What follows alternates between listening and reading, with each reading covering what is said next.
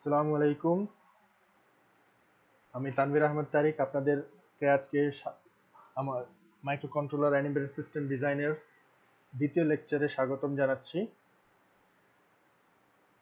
আজকের প্রথম টপিকটি হচ্ছে machine cycle. What is machine cycle? এখানে ডিটেলে দেওয়া রয়েছে। এই ডিটেল থেকে আপনারা যেটা বুঝবেন সেটা বা আমরা যেটা বুঝতে পারছি সেটি হচ্ছে প্রথমেই যেটি বলা হচ্ছে that the CPU takes a certain number of clock cycles to execute an instruction. Clock cycle হচ্ছে একটি মিনিমাম যে পরিমাণ সময় আমরা মাস্টার ক্লক জেনারেটর থেকে যারা ডিজিটাল ইলেকট্রনিক্স বা ডিজিটাল লজিক ডিজাইন করেছেন তারা নিশ্চয়ই মনে আছে। এই ক্লক সাইকেল যে কয়টি ক্লক সাইকেল প্রয়োজন হয় একটি ইনস্ট্রাকশনকে এক্সিকিউট করতে, সেই ইনস্ট্রাকশন সেটিকেই বলে মেশিন সাইকেল। 8051 এই ক্লক সাইকেলের নাম দেওয়া হয়েছে মেশিন সাইকেল।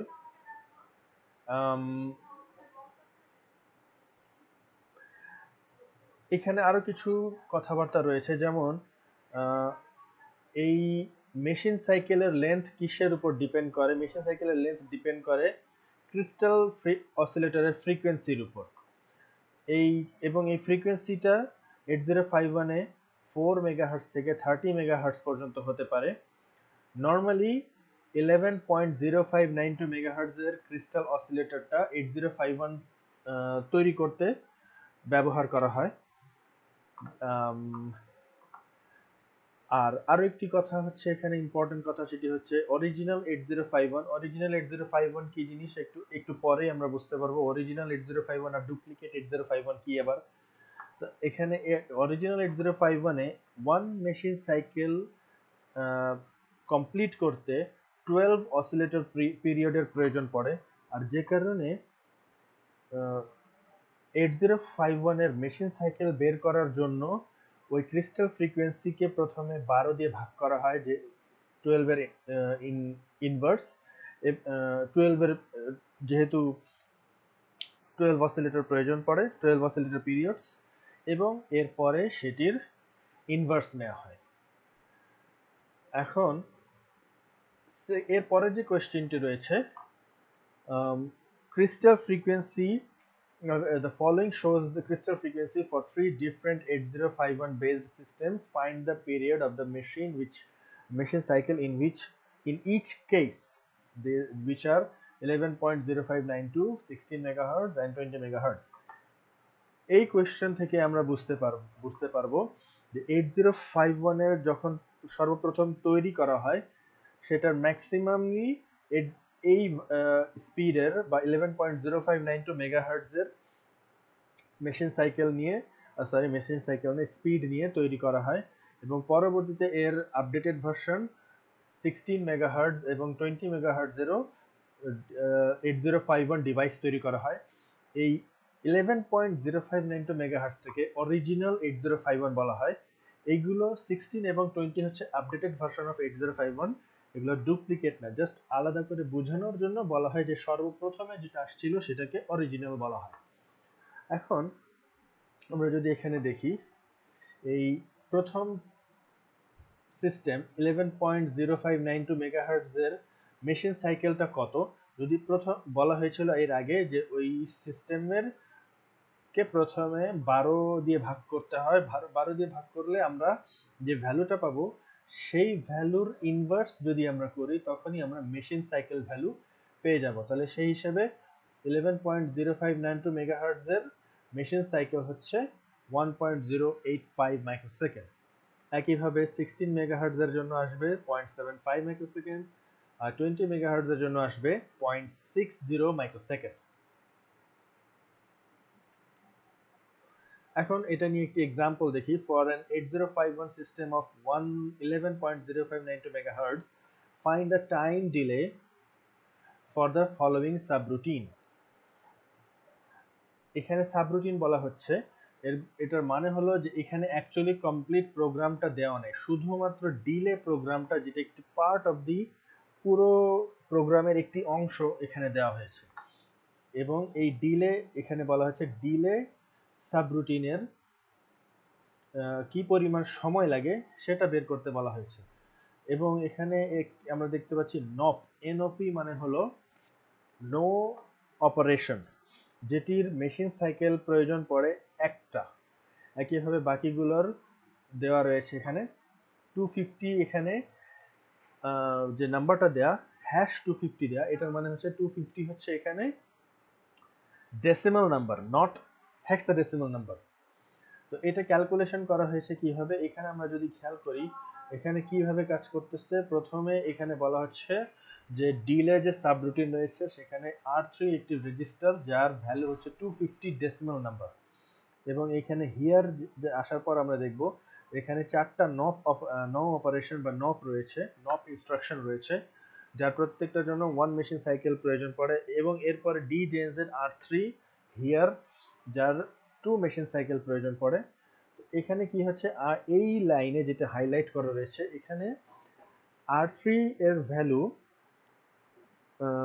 ডিক্রিমেন্ট করা হচ্ছে টোটাল 250 বার। এবং যতবার ডিক্রিমেন্ট করে, যতক্ষণ না ডিক্রিমেন্ট করে 0 আসতেছে ততক্ষণ পর্যন্ত সে ডিক্রিমেন্ট করে এই হিয়ার লোকেশন, অর্থাৎ এখান থেকে সে এই লোকেশনে চলে আসে এবং এখান থেকে আবার এই কাজটা টোটাল মোট কত 250 বার করবে। তো এখানে এটা যখন R3 এর ভ্যালু 0 হয়ে যাবে তখন সে আর এই হিয়ার পজিশনে যাবে না, হিয়ার লোকেশনে না গিয়ে সে তার নিচের লাইন রেট মানে হচ্ছে রিটার্ন, এখানে আসবে, যেটা কমপ্লিট করতে 2 মেশিন সাইকেল লাগে। এবং এই রিটার্ন আসার পর সে যে এই মেইন প্রোগ্রামে ব্যাক করবে।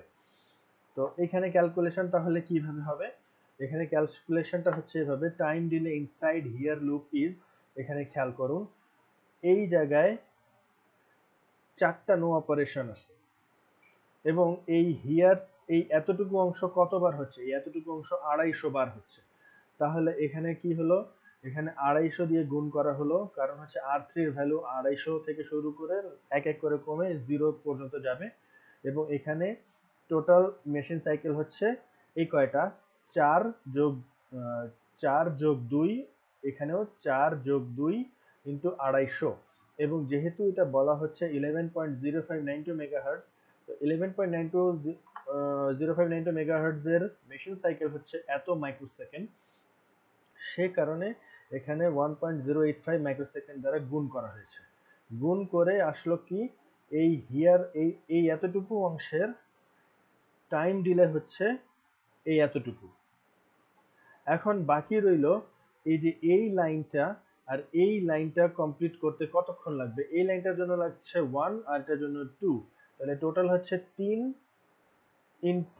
এই যে এখানে 1625 যেটা আসছে 1627.5 মাইক্রোসেকেন্ড, এই 1627.5 মাইক্রোসেকেন্ডের সাথে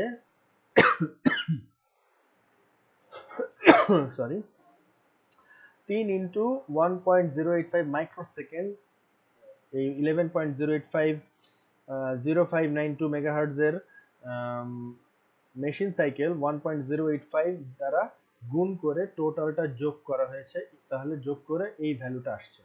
তাহলে এখানে আসলে কি, প্রথম স্টেপে করা হলো এতটুকুর জন্য টাইম ডিলে ক্যালকুলেট করে যা আসছে সেটার সাথে এই ভ্যালু আর এটার জন্য যে মেশিন সাইকেল প্রয়োজন পড়ে সেইটার যোগ করে টোটাল টাইম ডিলেটা বের করা হয়েছে এত এর জন্য, এই হাইলাইটেড ইসের জন্য 1630.755 মাইক্রোসেকেন্ড। এখন প্রশ্ন হতে পারে যে হতে পারে এই 11.0592 হার্টজের পরিবর্তে পরীক্ষায় থাকলো 16 মেগাহার্টজ অথবা 20 মেগাহার্টজ, তাহলে হবে কি, তাহলে হবে যে এই মেশিন সাইকেল ভ্যালুটা কমে যাবে বা বেড়ে যাবে, কমে যাবে, কারণ 16 মেগাহার্টজের জন্য 0.75 মাইক্রোসেকেন্ড, 75 20 মেগাহার্টজের জন্য তার চেয়েও কম 0.60 মাইক্রোসেকেন্ড, অর্থাৎ সময় আরো কম লাগবে। আবার এমনও হতে পারে যে এই 250 পরিবর্তে এখানে 150 রয়েছে, হতে পারে এই নব 4টার পরিবর্তে 3টা রয়েছে, তখন এই ক্যালকুলেশন গুলা সেইভাবেই চেঞ্জ হয়ে যাবে। আচ্ছা, এর পরবর্তী প্রশ্ন, find the size of the delay in the following program if the crystal frequency is 11.0592 megahertz অর্থাৎ 11.0592 মেগাহার্টজ, তাহলে সেই ক্ষেত্রে আমরা বুঝতে পারছি যে এটার জন্য মেশিন সাইকেল হবে 1.085 মাইক্রোসেকেন্ড, আর এটার প্রোগ্রামটা হচ্ছে এই পুরোটা। এর মধ্যে আমাদেরকে যেটা বলা হচ্ছে শুধুমাত্র ডিলে অংশের সাইজ বের করতে হবে, find the size of the delay, অর্থাৎ ডিলে কতটুকু আছে, ডিলে হচ্ছে জাস্ট এই এতটুকু, যে কারণে এই এতটুকুর মেশিন সাইকেল দেওয়া রয়েছে। অবশ্যই পরীক্ষায় কোয়েশ্চেনে মেশিন সাইকেল দেওয়া থাকবে, এখানে যেরকম মেশিন সাইকেল ভ্যালু দেওয়া রয়েছে সেভাবে অফকোর্স মেশিন সাইকেলের ভ্যালুগুলো দেওয়া থাকবে। আর যদি কোনো কারণে মিসিং হয়, কোনো কারণে মেশিন সাইকেল দেওয়া নেই, তাহলে আপনারা সবাই ধরে নেবেন মেশিন সাইকেল হচ্ছে 1, প্রত্যেকটা ইনস্ট্রাকশনের জন্য ধরে নেবেন মেশিন সাইকেল হচ্ছে 1। এখন এই ডিলে প্রোগ্রামের জন্য আমরা যদি চিন্তা করি তাহলে দেখব এখানে মুভ R3 200, অর্থাৎ R3 এর ভ্যালু হচ্ছে 200। তারপর DJZ R3 হিয়ার, ওই আগের মতোই আমরা করছি, এবং এখানে কি করলাম, এখানে R3 এর ভ্যালু 1 করে কমবে এবং হিয়ার লোকেশনে ব্যাক করবে। এবং হিয়ার লোকেশনটা কোথায়, হিয়ার লোকেশনটা এখানেই রয়েছে। এটা কমপ্লিট করতে সময় লাগে 2 মেশিন সাইকেল। তাহলে এখানে কি হবে, এই যে এই লাইনটা এখানে 200 বার হবে, এছাড়া আর কোনোটাই হবে না। তো 200 বারের জন্য কি হিসাব আসবে, 200 বার 200 ইন্টু 2, 200 ইন্টু 2 এটা আসলো। এইটার জন্য আমাদের লাগে 1 মেশিন সাইকেল এবং রিটার্নের জন্য লাগে আমাদের 2 মেশিন সাইকেল। তাহলে সেই কারণে আসলো 1 + 2। আর এই টোটালটার করতে প্রত্যেকটার জন্য প্রত্যেক মেশিন, এটা হচ্ছে নাম্বার অফ মেশিন সাইকেলস, এখানে টোটাল কয়টা মেশিন সাইকেল লাগে। এই লাইনে একটা মেশিন সাইকেল, এই লাইনে দুইটা মেশিন সাইকেল, এই লাইনে 200 ইন্টু 2 মেশিন সাইকেল, তাহলে total number of machine cycle হচ্ছে এটা। এবং প্রত্যেকটা মেশিন সাইকেলের জন্য সময় লাগে এতটুকু, তাহলে টোটাল টাইম লাগতেছে বা টোটাল টাইম দিলে হচ্ছে এত।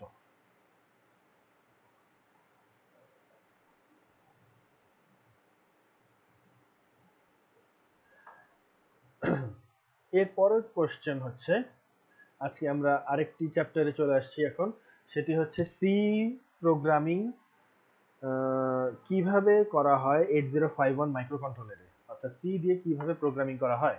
এবং সেটি শুরু করার আগে একটি কোয়েশ্চেন হচ্ছে, write down the benefits of writing programs in C instead of assembly language, অর্থাৎ অ্যাসেম্বলি ল্যাঙ্গুয়েজ দিয়ে প্রোগ্রাম না লিখে সি দিয়ে লিখলে আমরা কি কি সুবিধা পাবো।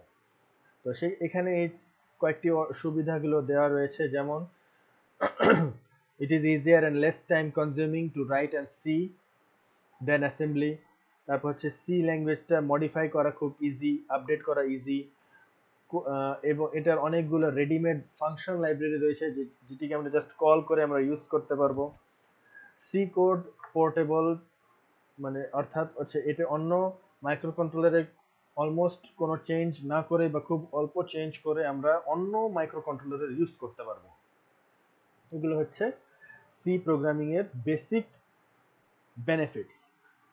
এখন একটি ছোট্ট প্রোগ্রাম দেখব, যে ছোট্ট প্রোগ্রাম সি দিয়ে করা হয়েছে 8051 এ, যেটাতে বলা হচ্ছে 8051 সি প্রোগ্রাম লিখতে হবে যেখানে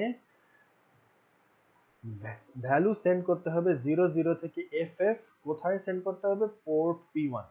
আমরা গত মিড টার্মে পোর্ট কি এবং 8051 এ কি কি পোর্ট রয়েছে সেটা পড়েছি, তারপরও আরেকবার একটু এই 11 নম্বর কোয়েশ্চেনের সলভটা দেখার আগে বা বোঝার আগে আমরা সংক্ষেপে একটু দেখে আসি আরেকটি কোয়েশ্চেন যেটি পরে রয়েছে, সেটি হলো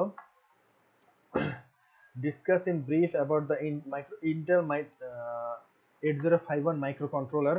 এখানে বলা হচ্ছে, আমরা এই কোয়েশ্চেনটা আগে দেখি আরেকবার, যে ইন্টেল মাইক্রোকন্ট্রোলার 8051 মাইক্রোকন্ট্রোলার তো 4টি পোর্ট রয়েছে, যেগুলোর নাম হচ্ছে P0 থেকে P1 P2 P3। প্রত্যেকেই হচ্ছে 8 বিটের, অর্থাৎ এরা একসাথে 8টা বিটস হ্যান্ডেল করতে পারে। অবশ্যই প্রত্যেকটা বিট বা প্রত্যেকটা পিন আবার ইন্ডিপেন্ডেন্টলিও আমরা ইউজ করতে পারি। এবং সেটা কিভাবে হিসাব দেখানো হচ্ছে, যে P0 এর ক্ষেত্রে 8টা পিন রয়েছে, যেগুলোকে যথাক্রমে P0.0 থেকে P0.7 পর্যন্ত এভাবে লেখা হয়। একইভাবে P1টাকে লেখা হয় আমরা যদি ইন্ডিভিজুয়াল পিন হিসেবে ইউজ করতে চাই P1.0 থেকে P1.7, P2 এর জন্য P2.0 to P2.7, P3 এর জন্য P3.0 to P3.7 এভাবে আমরা ইউজ করতে পারি। আর ইন্ডিভিজুয়ালি আমরা যদি ইউজ না করে পুরো পোর্ট যদি আমরা ইউজ করতে চাই তখন আমরা জাস্ট এই পোর্টের নেমটা লিখবো P0 বা P1 বা P2 বা P3। সেরকম ভাবে এখন আমরা যদি এখানে ব্যাক করি আমাদের 11 নম্বর কোয়েশ্চেনে, তখন এখানে বলা হচ্ছে P1 পোর্টে আমরা 00 থেকে FF ভ্যালু পাঠাবো। এখন 00 থেকে FF বলতে অ্যাকচুয়ালি কি বোঝাচ্ছে এটা আমরা একটু যদি দেখি, 00 বলতে এখানে 00 হেক্সাডেসিমাল নাম্বার যার যার ভ্যালু হচ্ছে অ্যাকচুয়ালি 00000000 বাইনারি। একইভাবে FFH যদি বলা হয় তখন এটার ভ্যালু হচ্ছে 11111111, অর্থাৎ এই F এর ভ্যালু হচ্ছে 1111 আর সেকেন্ড F এর ভ্যালু হচ্ছে এই 1111 সেকেন্ডটা। আর এই জিরো মানে হচ্ছে এই চারটা জিরো, আর সেকেন্ড জিরো মানে হচ্ছে এই সেকেন্ড চারটা জিরো। এই ভ্যালু এটার মানে কি, এর মাঝখানে আরো অনেকগুলো ভ্যালু রয়েছে। 00 থেকে FF টোটাল কয়টা ভ্যালু আছে যদি আমরা দেখি হিসাব করি, তাহলে FF মানে হচ্ছে অ্যাকচুয়ালি যদি আমরা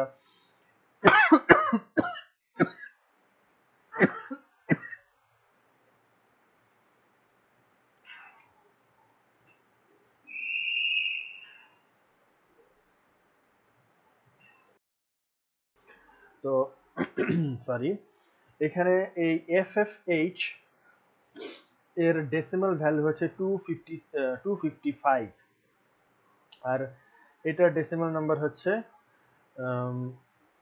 0। তার মানে হলো এই 0 থেকে 255 পর্যন্ত, তার মানে টোটাল নাম্বার হচ্ছে 256টা নাম্বার। প্রথমে 0, তারপর 1, তারপর 2, এভাবে করে সর্বশেষ 255 পর্যন্ত ভ্যালু এখানে সেন্ড করতে বলা হচ্ছে কোথায়, P1 পোর্টে। তো এখন এটা লেখার স্টাইল কি, আপনারা যারা সি আগে পড়ে আসছেন তারা দেখবেন যে এটার স্টাইল হচ্ছে হ্যাশ ইনক্লুড নামে একটি হেডার ফাইল এখানে ইনক্লুড করতে হয় প্রথমে, এবং যে হেডার ফাইলের নাম হচ্ছে reg51.h, reg51.h, এবং একইভাবে ভয়েড মেইন ভয়েড এখানে এই ফরম্যাটে লিখতে হয়, এবং আনসাইন্ড ক্যারেক্টার জেড, তারপর সেমিকোলন। এখানে আনসাইন্ড মানে কি, ক্যারেক্টার মানে কি, এগুলো সম্পর্কে একটি ছোট্ট কোয়েশ্চেন রয়েছে, সেটি আমরা একটু পরেই দেখব। এবং এখানে বলা হচ্ছে 00 থেকে FF, অর্থাৎ একটা ভ্যালু থেকে আরেকটা ভ্যালু পর্যন্ত, যে কারণে এখানে বলা হচ্ছে z = 0 ফর লুপের ভিতরে, সেমিকোলন z <= 255। এই যে এখানে দেখতে পারলাম FF মানে হচ্ছে 255, এবং z++ মানে হচ্ছে এক এক করে বাড়বে আফটার প্রত্যেকটা লুপের পরে। এবং এই ভ্যালুটা, এই z এর ভ্যালুটা কোথায় দেওয়া হচ্ছে, P1 = z, অর্থাৎ z এর যে ভ্যালুটা আছে একবার 0, তারপর 1, তারপর 2, এভাবে করে 255 পর্যন্ত, সেটি P1 পোর্টে পাঠানো হবে। এটি হচ্ছে খুবই ছোট্ট একটি প্রোগ্রাম। হয়তো পরীক্ষায় আপনাদের এখানে থাকতে পারে 00 থেকে FF এর পরিবর্তে অন্য দুটো ভ্যালু দেওয়া আছে, সেই দুইটা ভ্যালুর জন্য আপনাদের z এর মান কত হবে সেটা আপনাদেরকে হিসাব করে বসাতে হবে।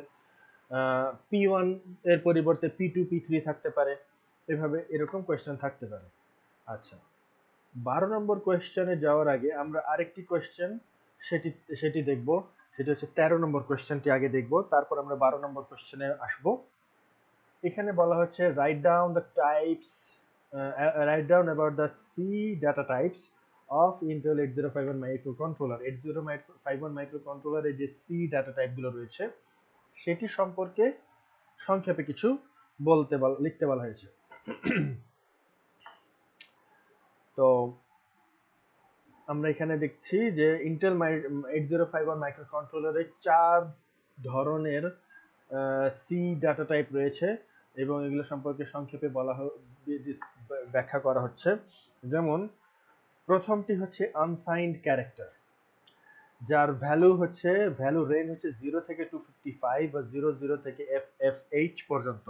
অর্থাৎ এই রেঞ্জের মধ্যে যদি আমাদের ভ্যালু থাকে, কোনো ভ্যারিয়েবলের ভ্যালু আসবে বলে যদি আমাদের মনে হয়, তখন আমাদেরকে আনসাইন্ড ক্যারেক্টার এটি ইউজ করতে হবে।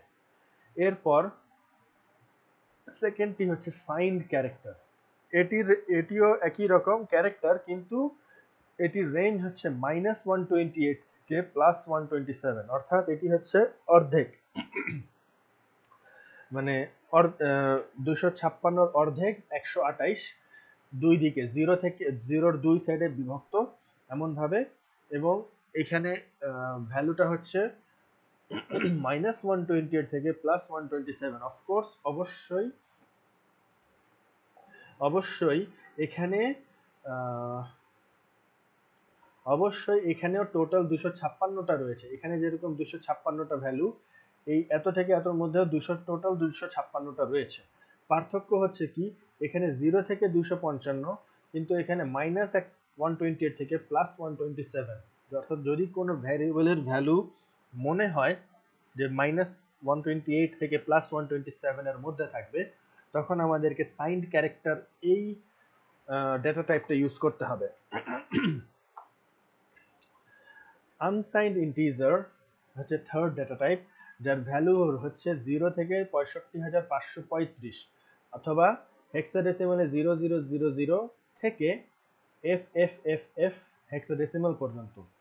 এবং লাস্ট হচ্ছে সাইন্ড ইন্টিজার, এটিও টোটাল 65,536টি ভ্যালু রয়েছে এখানে।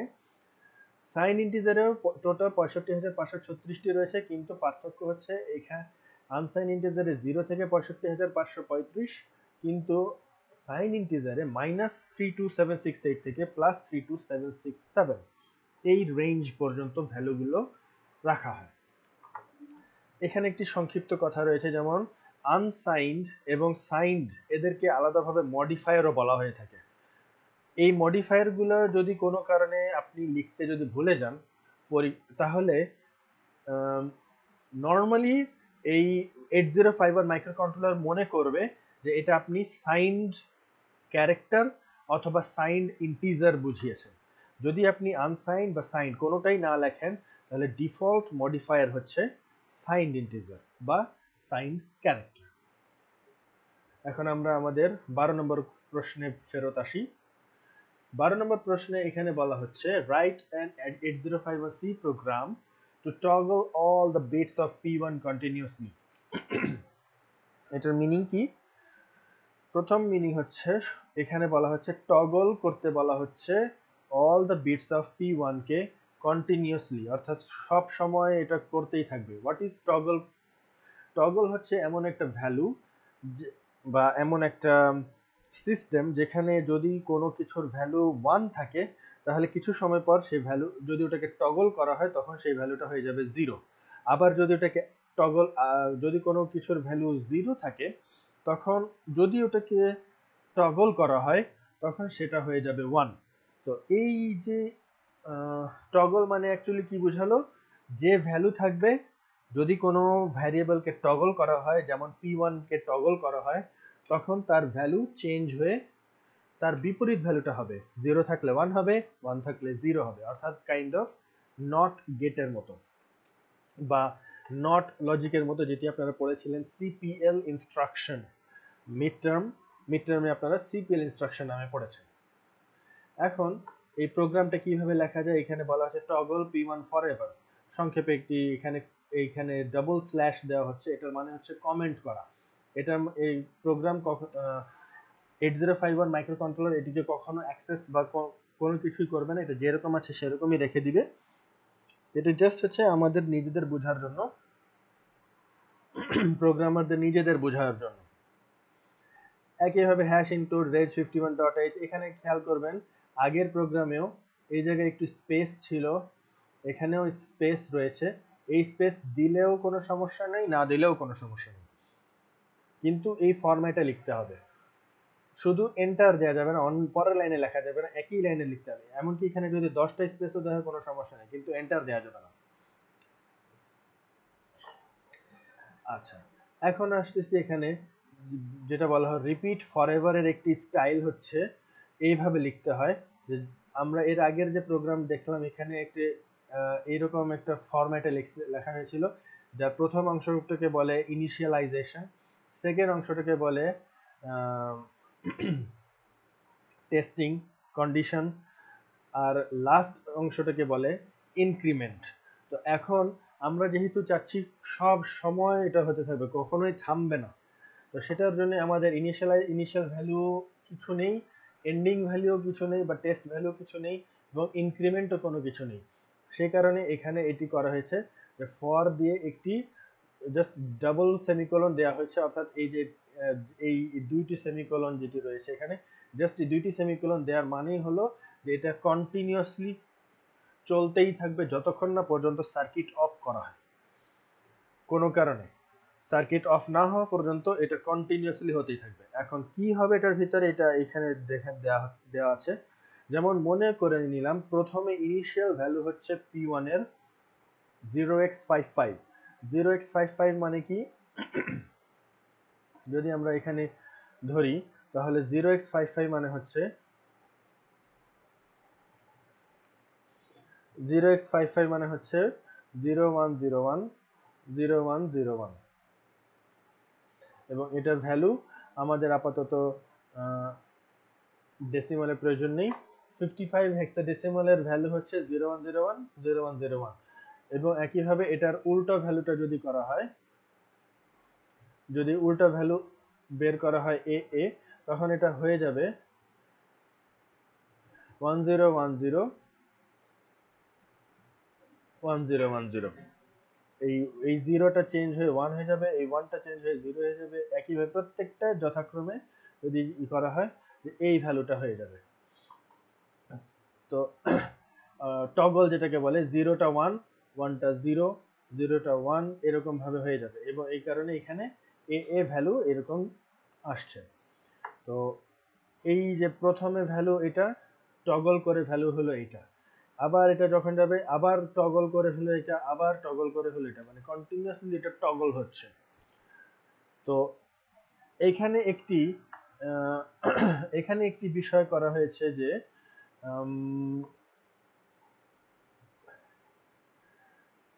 এখানে যে বিষয়টি করা হয়েছে যে আমি এখানে ধরে নিয়েছি P1 এর ভ্যালু ইকুয়াল টু 55, অথবা বই এখানে ধরে নিয়েছে 55। এমন কোনো জরুরি না যেটা 55ই হতে হবে, এটা যে কোনো ভ্যালু হতে পারবে 00 থেকে FF এর মধ্যে, অথবা 0 থেকে 255 এর মধ্যে। তো আপনারা, এটা আপনাদেরকে হোমওয়ার্ক, যে যদি এখানে 55 এর পরিবর্তে 29 দেওয়া হয়, 29, তাহলে এইখানে ভ্যালু কি হবে সেটা আপনারা বের করবেন এই লজিক দিয়ে। যদি এখানে 29 থাকে, তখন 29 এর জন্য প্রথমে বাইনারি কত সেটা বের করবেন, বাইনারি করে প্রত্যেকটা ইনভার্স করে যে ভ্যালু আসবে সেটা বের করবেন, সেটাকে আবার হেক্সাডেসিমালে কনভার্ট করে যেটা হয় সেটা আপনারা লিখবেন কমেন্টে। কমেন্টে আপনারা লিখবেন যে যদি এখানে P1 এর ভ্যালু 0x29 হয়, তাহলে এইখানে P1 এর ভ্যালু 0x কত হবে।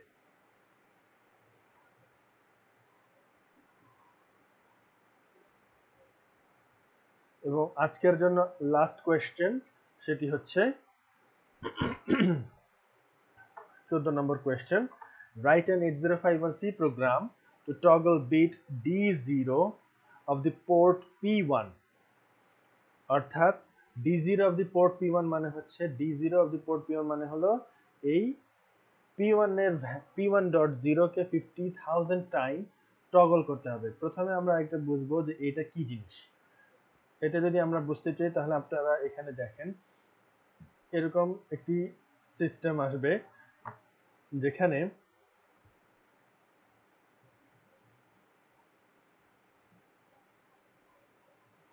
কিছু ছবি যদি আমরা আঁকি তখন এরকম মোটামুটি আসবে।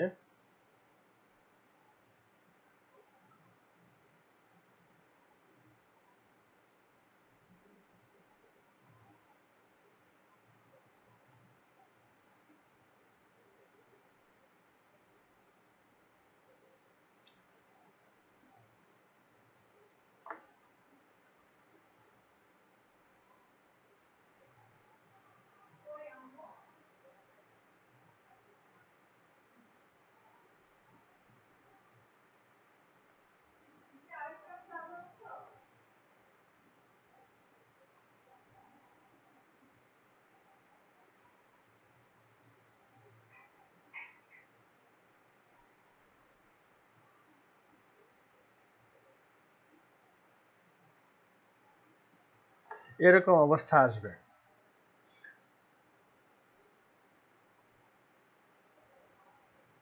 এটি হচ্ছে P1 পোর্ট,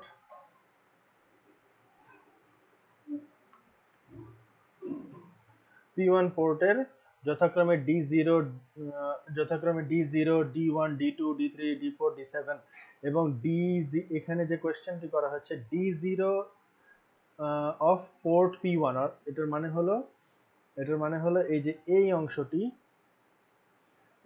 অংশটিকে আমরা বারবার টগল করব এবং এটিকে অ্যাক্সেস করার উপায় হচ্ছে P1.0। এটি ক্যাপিটাল স্মল সমস্যা নেই, P1.0 দিয়ে আমাদেরকে এটি অ্যাক্সেস করতে হবে। এটা হচ্ছে P1.0, এটি হচ্ছে P1.1, এটি হচ্ছে P1.2, P1.3, এভাবে করে P1.7। তো এখানে এই ভ্যালুটা যদি আমরা এখন কি করব, এই ভ্যালুটাকে 50,000 টাইমস টগল করতে হবে। 50,000 মানে হচ্ছে কিন্তু কন্টিনিউয়াসলি না, এটা একটা নির্দিষ্ট সময় আছে, 0 থেকে 50,000 বার। তাহলে এখন এটা খেয়াল করি, এটার জন্য কি করা হয়েছে, প্রথমে এখানে include then s bit my bit equal to p1, এটাকে ডিনোট করা হয়েছে এভাবে, p1.0 এর পরিবর্তে লেখা হয়েছে p1 ক্যারেট 0, এখানে এই চিহ্নটা দেওয়া হচ্ছে। এটার বলার উদ্দেশ্য হচ্ছে যে মাই বিট নামক একটা ভ্যারিয়েবল সেট করা হয়েছে, যেটা এস বিট মানে হচ্ছে সেট বিট, যেখানে 1 বিট ভ্যালু থাকবে এবং এই 1 বিট ভ্যালুটা কোথা থেকে আসবে, p1.0, এই p1.0 ভ্যালু থেকে আসবে, অথবা p1 ডট ভ্যালুকে সেট করবে, 0 কে সেট করবে। এখানে এখন এরপর কি হবে দেখি। আগের মতো এখানে এখন দেখবো আমরা আনসাইন ইন্টিজার z দেয়া হয়েছে। এর আগে কিন্তু এরকম কোন ধরনের, আমরা যদি দেখি এখানে কোনো আনসাইন বা সাইন কোনো ইন্টিজার এরকম দেওয়া হয়নি, কিন্তু এখানে দেওয়া হয়েছে আনসাইন ইন্টিজার z। কেন দেওয়া হয়েছে এর কারণ যদি আপনারা দেখেন, আনসাইন ইন্টিজার z এর রেঞ্জ হচ্ছে 0 থেকে 65,535 এবং আমাদেরকে বলা হচ্ছে 50,000 বার। এই 50,000 তো এই রেঞ্জের মধ্যেই পড়ে, 0 থেকে 50,000, যে কারণে এখানে আনসাইন ইন্টিজার z ডিফাইন করা হয়েছে। এরপর ফর z ইকুয়াল টু 0 থেকে z এর ভ্যালু 50,000 পর্যন্ত z প্লাস প্লাস করে প্রথমে মাই বিটের ভ্যালু 0 করা হলো, তারপর মাই বিটের ভ্যালু 1 করা হচ্ছে, অর্থাৎ টগল করা হচ্ছে। একবার প্রথমে 0, তারপর 1, আবার 0, আবার 1, আবার 0, আবার 1, এভাবে টোটাল 50 বার এরকম রিপিট করবে। তো আজকে আমাদের এতটুকুই, আমরা 15 নম্বর কোয়েশ্চেন পর্যন্ত পড়লাম। সবাই ভালো থাকবেন এবং আপনাদের কারো কোনো কোয়েশ্চেন থাকলে সেটা কমেন্টে লিখবেন এবং লিখে প্রশ্নের উত্তর জানার চেষ্টা করবেন, প্রয়োজনে আরো ডিসকাস করতে পারেন। সবাই ভালো থাকবেন। আসসালামু আলাইকুম ওয়া রাহমাতুল্লাহ।